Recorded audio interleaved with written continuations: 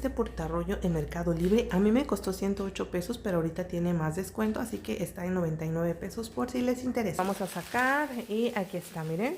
La verdad es que sí se ve, duele, resistente, trae para pegar, que es algo que me gustó.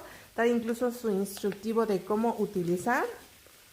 Y chachán, lo que me gustó también es que te da la opción en caso de que quieras de atornillarlo. Y además trae sus tornillitos y sus taquetitos. Decidí botarlo en mi refrigerador, no sé si es muy buena idea. Hay que dejarlo 24 horas que seque. Y así quedó.